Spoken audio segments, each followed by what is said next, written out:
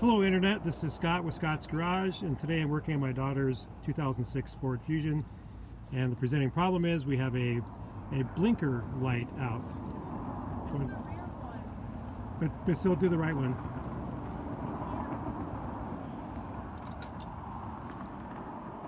You can see the front one is working, it's flashing fast, which means that there's one burnout. And as we walk around here, you can see there's nothing going on there. So in this video, I'll just show you how to change. It's both a combination turn signal and brake light. A very easy fix. Okay, to replace the burnt out brake light turn signal, which is the center one right there, open the trunk. You have to pull back the carpeting. And if you look right here, there's several lights here.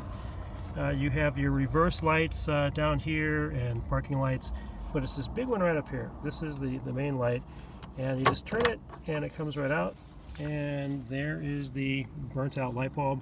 I'll pull it out and I'll match it at O'Reilly's with a new bulb.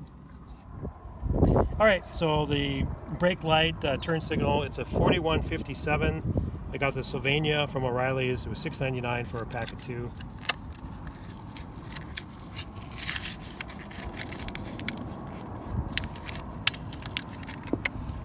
Have some bulb grease. Just going to pinch a little bit out there. Doesn't take a whole lot, just a little bit. This will prevent it from a bad connection and from corrosion and from overheating. It's cheap insurance. Okay, over here, Rich. Put the bulb in place. It's real simple. You just put it in place like so, and then we put the bulb assembly in place and just turn it to the right, and we're set. We'll test it out now, make sure that it works. All right, you can see we've tested it. The turn signal works, so consider this project finished. Shouldn't take you any more than 5-6 minutes. It might take longer to go to O'Reilly's till they get the new bulb. This is Scott with Scott's Garage.